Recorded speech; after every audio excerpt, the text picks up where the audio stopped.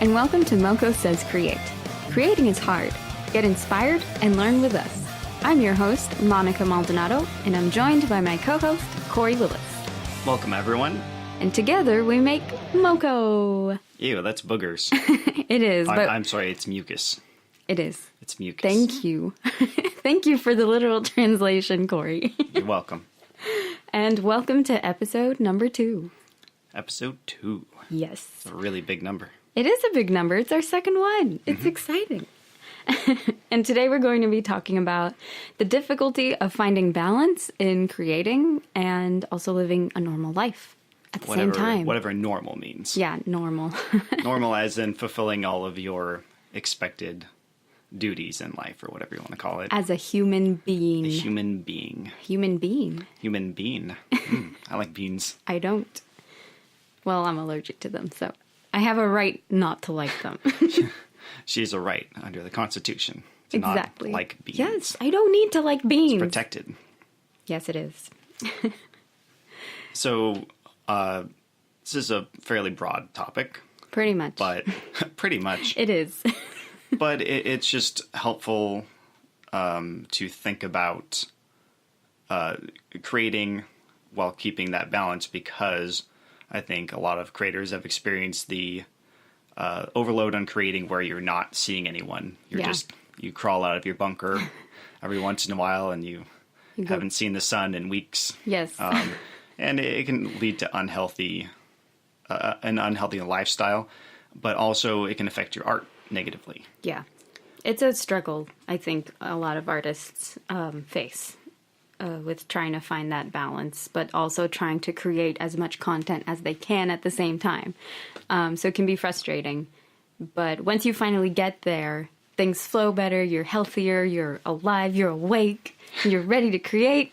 But it's not always like that. But it's just helpful and efficient to try to get to that balance spot that I think all creators need to find. Yes, and we're going to go through some practical steps to keep you on a balanced creative diet. Yeah. Oh, nice. Oh, wow. Nicely done. So the first is scheduling. Mm-hmm. And I feel like this has helped me a lot this year. So before that, I would just kind of write whenever a time slot opened, but then also I'd get home from work and I would be tired and be like, meh, I'll do it later, which later means never. Never. So it wasn't until this year when I really planned out, like, okay, these days are creative project days. These days I work on some chores. These days I spend time with family. So, and obviously you want some spontaneity in there. Like, you don't want to just never be available. Yeah. Which I've definitely done that Yeah. a lot. But scheduling it out, like we have very specific times. Like, okay, we kind of spend family time these days. We spend these times working. This time is just free to go take a trip somewhere. So having all of that scheduled out, first of all, it keeps your creation consistent, because it keeps your output consistent. So you're always getting a certain amount of work done these days. So it just keeps things flowing nicely, but then you're also hitting those other important things, like spending time with family is a must. Or if you don't have family nearby, with close friends. You need that social contact to keep yourself sane, because if you just lock yourself in a bunker, you're going to come out with some art that's maybe it could be really good, but it's probably going to be intense. Might be a little too intense. But then sure, you came out with this really cool piece of art, but then you destroyed yourself and you had to take 6 months off. Yeah, exactly. To rehabilitate into society or something. I know exactly what that is. Yeah, exactly. So we've definitely all done that from time to time as creators. Yeah. But you have to keep a good balance, because it will help your art. Yeah. And sometimes I feel like we need to go through that in order to realize, okay, I actually do need to find balance, because this is really messing me up, whether it's emotionally, physically, whatever. It sucks, but sometimes you get to that point, it's like, oh, this is what it feels like to not have balance in my life. I need to do something about this. Yeah, I can definitely relate to this. Whether it's, while I was in undergrad And I was just overwhelming myself with like, okay, I need to finish this project and this project today, this project Tuesday, this project Wednesday. And I had no free time at all. Like, I was finishing the projects, but then Friday would come and I'd be absolutely bored or I'd be brain dead and I couldn't do anything else. And I'd have to like literally sleep and do nothing Saturday and Sunday. And I started like really hating myself because I'm like, what's life? What is my life? I don't understand. So yeah, scheduling is definitely a good thing and a must. Yeah, and trying to keep to it as close as possible. Again, spontaneity is good for, important things that come up. But, if it's like, hey, come hang out with the bros, like, and if you've scheduled to work then, you work then. It's like, hey, I'm free on this day, like, let's do something just that work day. Out a day. Work around it. Yeah, so because you need to keep that output consistent, because like it's two-sided coin. It's like on the one hand you do need social stuff, but there've definitely also been times where I would hang out with people so much that I never got any of the art done. I didn't work. I would tinker at short stories and barely finish them after like 6 months. Yeah, like a 3,000 word thing. Whereas now, I've finished over a 50,000 word novel and a bunch of short stories. So, that consistency lead to a much greater output. Yeah. And I think, what you mentioned about scheduling, it's good to have it written down somewhere so you can always look back to it and say, oh yeah, I need to do this day. Like, this is a must. Because if you just say, oh, I'll do it later, you don't see it anywhere. Yeah, so you're not no later. Yeah. Later so happen. You're not holding yourself accountable, which we'll kind of talk about that next. But it's better if it's written down somewhere, whether, a planner that you need to buy or on your Google Calendar, whatever calendar on your phone. Just have it written down somewhere. Yeah, exactly. And we have accountability and goals and setting dates as two separate headings, but I feel like those should probably be together. Yeah. Because basically, most important thing, not most, a very important part of creating is setting a goal for yourself. Mm-hmm. So I had a goal of, I'm going to finish my novel before our Norway trip. Yeah. So it was a very firm date. It was like, okay, from January to like June. April something? It was April. Okay. Yeah. So I had a fixed time in my mind. So you don't need to plan it around a trip or anything. But it is helpful, I think, to have it right before you do something. Mm-hmm. Even if you just plan like, hey, I'm going to go on a road trip on this day. Yeah. Just, an hour away and come back. It's nice having that like an event. Yeah. That like, okay, I have to finish it before this event. Yeah. And then you find it more fulfilling. Because it's like, Right. I finished my novel and now I can go to Europe. Yeah, and now you kind of and rewarded enjoy yourself. myself. Yeah. Yeah. Obviously, you don't want to just like, I'm going to cancel the trip because I didn't finish it. No. But it is good having those goals. But then it's not enough to just have a goal. Like, if I have a goal, at least, okay, for me personally, some people, they're very self-reliant. They can just set a goal for themselves and they'll do it. Yeah. They're just that person. Yeah. Well, I hate you. Hey. Whoever, that person. With me personally, I have to set a goal and I need to tell a couple people. Yeah. Like, I always tell Monica, I always tell my friend Seth, and like a couple other people. Yeah. So that way it's not just in my head. Because then, if you go and hang out with them, yeah, they'll ask and they don't know, then they'll be like, oh, cool, let's just hang out. Whereas they're like, hey, you working on your book? Yeah. You working on your pitch for this thing? You working on your synopsis? How's your book going, Corey? And you don't want to be... not very well. So it's really very important to have that accountability, have the goals, but then have accountability with those goals. Mm-hmm. And whether you have that just through friends and family, through a group, like a writing group or a painting group where you have critiques, and then accountability is part of that, that's crucial to getting things done. Especially if you're like me, where if you're not accountable, you're like, nobody knows I didn't work on this or that I was supposed to work on this. Yeah. Or if they do, then be like, hey, I'm like, ooh, I guess I need to go work on that. Exactly. So at least for me, it definitely adds that extra drive to like, well, I don't want to look stupid in front of my friends, so I need to work on this. Yeah, I told them I was a writer, so I need to look like a writer at least. I'm kind of the opposite. I'm the person you hate. I'm sorry. Don't hate me. It's okay. It's okay. I mean, I just hate you. It's fine. Okay, fine. I can live with this. Where I don't really need to tell people, like, okay, I want to finish this day, and if I don't, I don't know, kick me.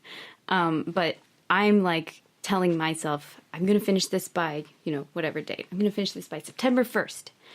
And however, I do need to tell people to help me stay sane if I don't finish it by September 1st, if that makes sense. I was going to say, I feel like you sort of need to do it because what you end up doing is just for a different reason. Yes. Like you end up just hating yourself because you didn't finish it. Exactly. Whereas if you offload it to other people knowing as well, then there's not as much of that. It's like So I need to tell people for a different reason. And so my reason would be,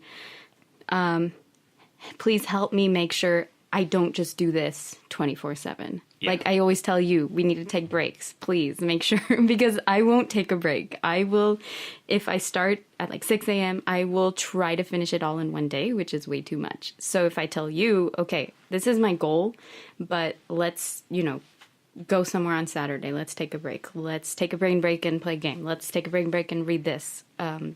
So telling people my goal, but also please make sure I am taking breaks, finding a balance with creating and living at the same time. Wow. So I think that leads into the next part of eating and sleeping well. Oh my gosh. It sounds so basic. The most basic thing in the world, but eating right and sleeping well is so crucial. It's crucial to creating. Yeah.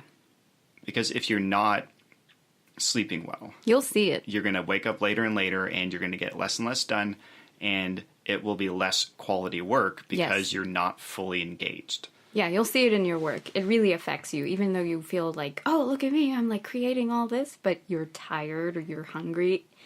And then you look at it the next day and you're like, oh my gosh, what is this thing I created? This is awful. Right. And the same with eating. It's like you slept really great, but then you didn't eat anything, or you're just eating a bunch of Hot Pockets. And that's a common thing for artists to fall into. The poor starving artist, they're eating ramen and Hot Pockets because that's all they can afford. Yeah. So, I understand that struggle, but hey, if you're making ramen, maybe throw some broccoli in there.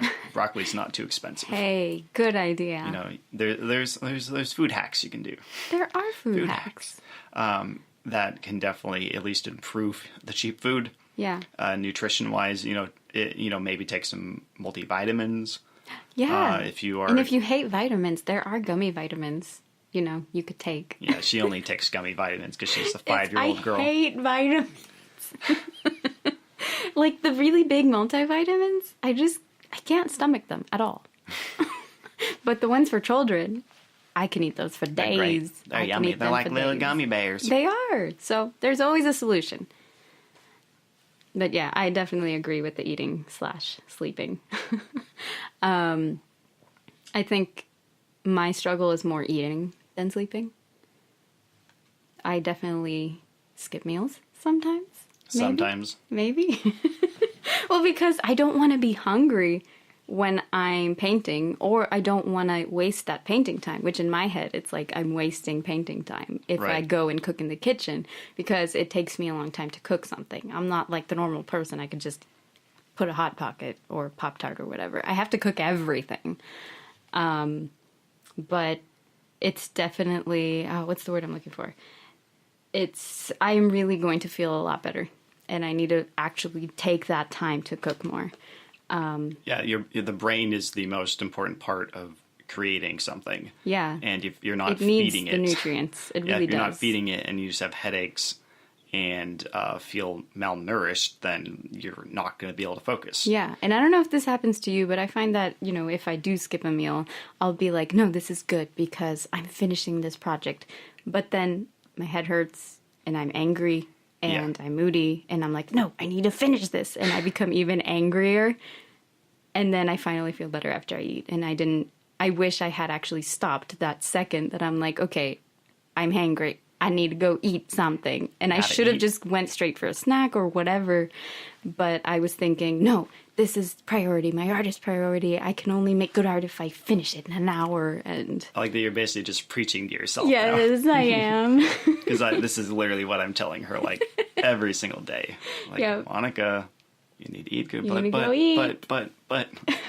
eat. But. I know. And I think a plus like a bonus for us is because we work together most of the time. Sometimes you'll be like, oh, how about I go cook, you work a little more, and I'll do our meals, or like I'll do it and then you keep on working. So it helps when you have a team sometimes. So yeah, I'm glad and I think we that have goes that. back to the accountability. Yeah. You know, obviously, it's different levels of accountability, but Mm-hmm. you know, even if you're like IMing someone or you're on their Discord talking to them, just checking in once a day, like, hey, I'm working on this. What are you doing? Oh, cool, I'm working on this. Yeah. It's really, it makes you more productive. At I least, think so too. Again, it depends on your personality. Some people are too shy or something to really talk to people that Mm-hmm. often, but at least for me, at least for us, it really helps out. Yeah. Or I just remembered something. Remember how we used to like do our little, what do we call them? When we would time ourselves, like, okay, we'll just, a sprint. That was the Oh, yeah. word. We would do like writing sprints or painting sprints and whatever. And we'd say, okay, set the timer for 30 minutes, do as much as we can, and then go eat or go take a break, Yeah. go for a walk. So if you're by yourself, you know, just working by yourself, living by yourself, whatever, and everyone else is at work and you can't really text them for accountability, which is most everyone I know. They're all at a job all day and I'm like at home trying to work. But and you can't text someone and say, oh, please text me in 30 minutes. Make sure I eat something. Just set a timer off your phone and say, okay, I'm going to work for 15 minutes, 30 minutes, 60 minutes. And then after that, I'm going on a break. So that might be a solution. Yeah, exactly. And I feel like that almost went into exercise. Yeah. Is even, you know, we're not talking about becoming a bodybuilder.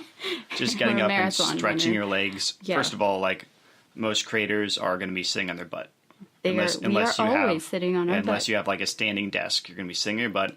And that's obviously not good for circulation. There's all kinds of studies now about how it's like shortening lifespans. Yes. By just sitting on our butts all day. So just getting up, you know, just going up Moving a little bit, yeah. 5-10 minute walk around the neighborhood, come back, and then get back to work. It's important for your health, but then also it sparks It's a some good creativity. brain break, You for go sure. outside, you know, if you're painting and you go outside and you look at the sky and you see something really striking, you know, Mm-hmm. You know, versus just being inside your room all day. Yeah. And I You know, think makes a difference. if you're one of those people that feel like any time you spent away from your craft is wasted time, because I'm kind of in the same boat. I don't know, when we go on walks or when I go for a run or whatever, I like to think of, oh, you know, this will be my little creative brain break. And I like to take pictures or videos of my surroundings, whether it's a building, whether it's a tree, the sky, whatever. And I think to myself, this can be used as a reference. Who knows? Maybe I don't know what to paint one day and I'll go on my camera roll and I'll find this picture I took on my run. So think of it as work also. Like, I'm doing this for myself. I'm doing this for my craft. I'm finding reference photos and taking care of myself at the same time.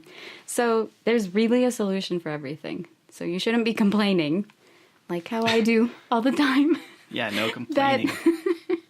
That time away from your craft is not wasted time. It can actually be the best thing for your craft. Yeah, I think keeping your eyes, ears, smellometers, Snout.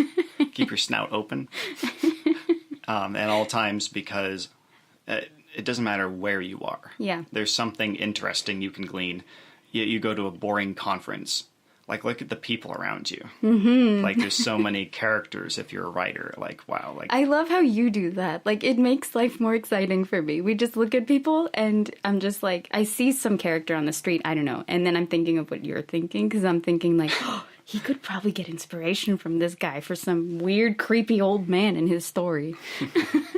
Like, I never saw people like that before. yeah, people are just, they're just for me to use. Exactly. No. That's their life's calling. Exactly. No, it is useful to keep an eye out for Yeah. inspiration Anything. everywhere. Yeah. Yeah. Good point. Good point. Good point. So I guess we kind of discussed the goals with dates, how you brought it up to put in your schedule. But I think just in general, goals are good to have, whether it's in your craft or outside of it, you know, with just life in general. Goals are just good to have in life in general. Yeah, I mean, it's the old saying that, like, if you don't have a goal, you'll hit it every time. Oh, You know, it's like if... I've never heard that. Oh, okay. I've never heard many sayings. Yeah. Yeah. So, you know, the point is that, like, unless you have a goal, you're not going to get anything done. Yeah.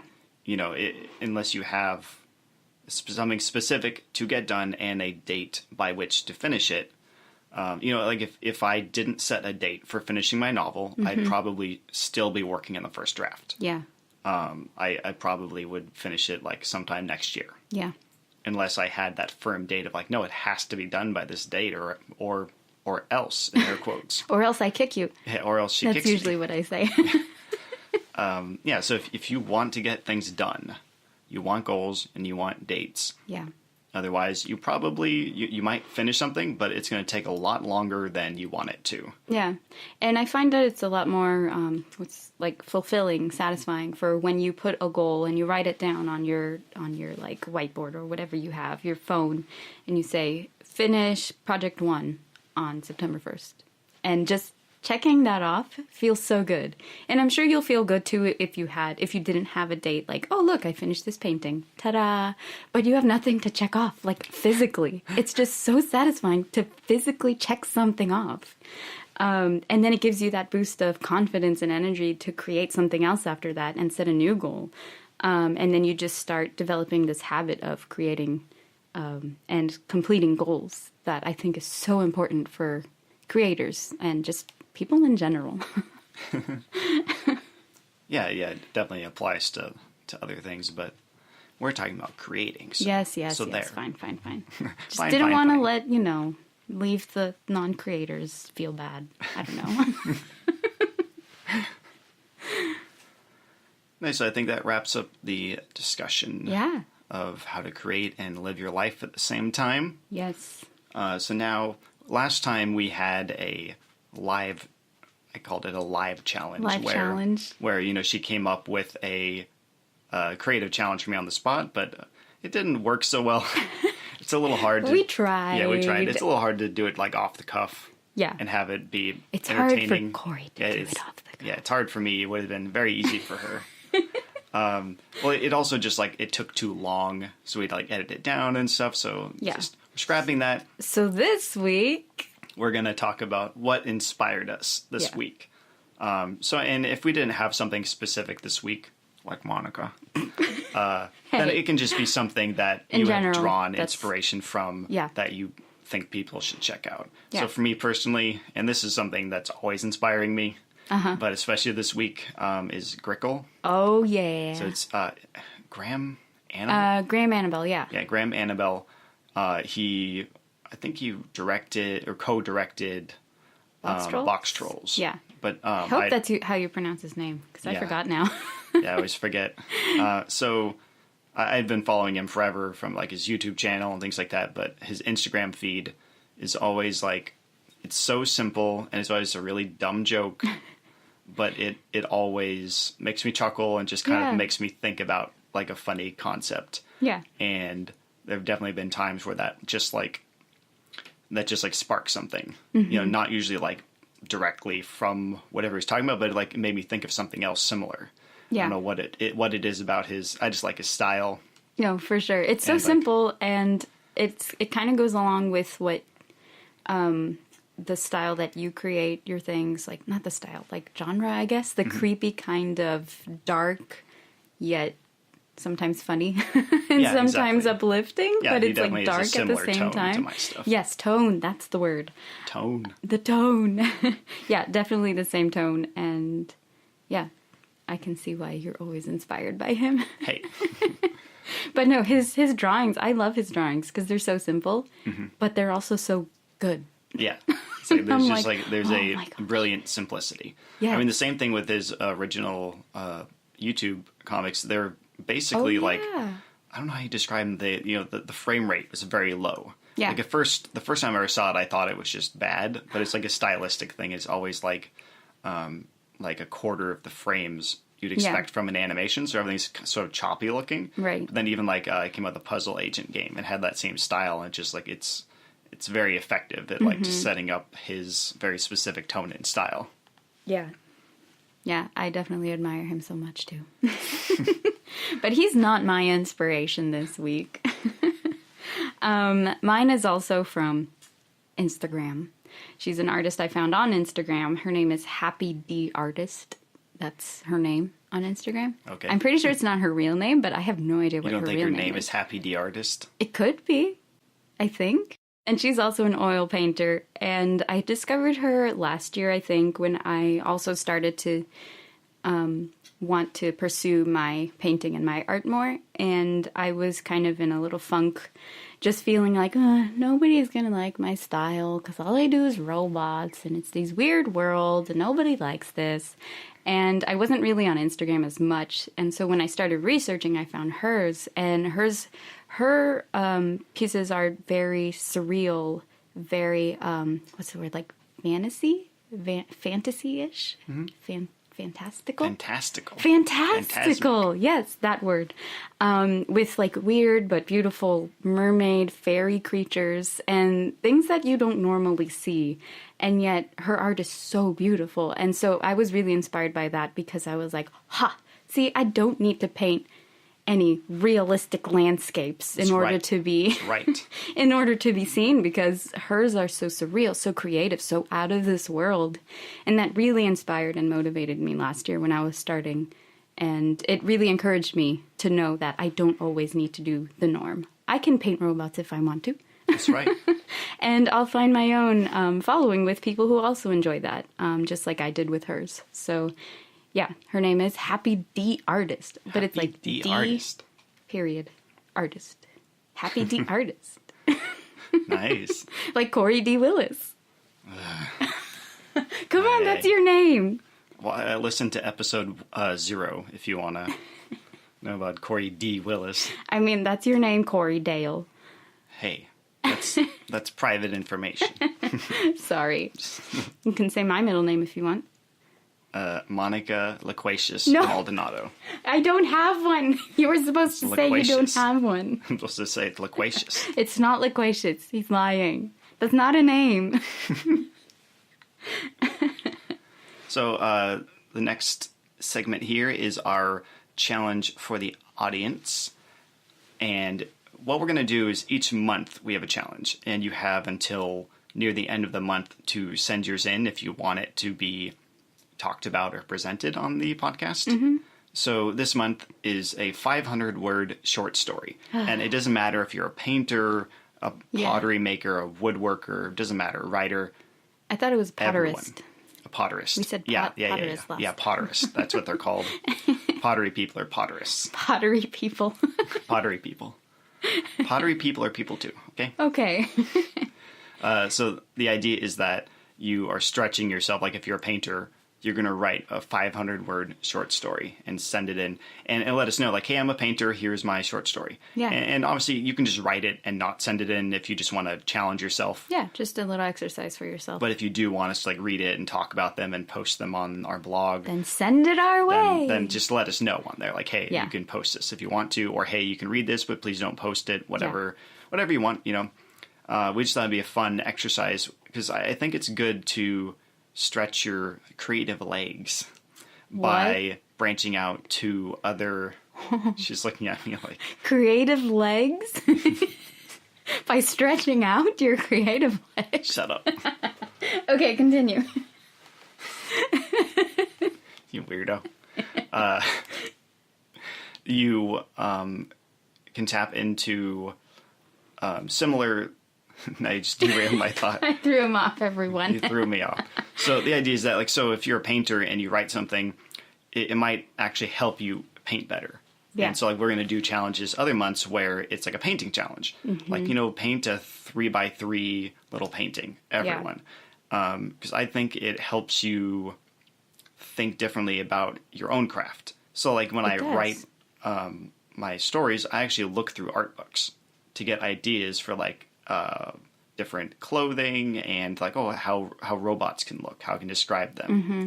So it's good to dip your toes in the wells of creativity. The creative I have all wells. kinds of really cool sayings They're Yeah, all sayings great. that I never understand, and then he has to explain every little piece of the saying, and then I ruin it for him, he says. Shut up. So the idea is that it's just to challenge you to kind of go outside your comfort zone, and Yeah. it can really stretch you as an artist. So Yeah. this month, and we have until August 29th. August 29th, That is a 2018. Wednesday. That is the final date. Yes. So we'll talk about it again, and feel free to let us know if you have trouble with it. We can give you some inspiration ideas for what to do with the short story. Yeah. I'll So- be writing this too. Yeah, that's right. I'm a painter. I don't write. Yeah, I'm going to I'm write one horrible too. at We'll see speaking who's as better. it is. You all can vote on whether Monica's or my story's better. Mine is gonna do- win, We'll do a straw obviously. poll. Yeah, well, people will do that. It's a pity vote. Pity vote? No, Pity vote? I don't How want dare pity you? votes. Please don't. Or I will pity you. Oh no, you don't want Monica to pity you. Exactly. Oh dear. So if you want to send that in, it's mocosayscreate@gmail.com. And you can send just general feedback there, but if you want to send in your short story, your 500-word short story, that's the place to send it. Yep. And don't think of it as a waste of time. Time away from your craft is not wasted time. Never wasted like time. he already said, it could be a really good exercise for you. And if I'm doing it, seriously, anybody Yeah, if else she can can do it, literally anyone can do it. Okay, not literally. Don't go that far. Yeah, so should we end it? I think that was pretty good. That's pretty good. It was. Yeah. All right, well, So let's see if we can do this countdown okay, correctly ready? this time. So, farewell, and Until next time, Moko says create.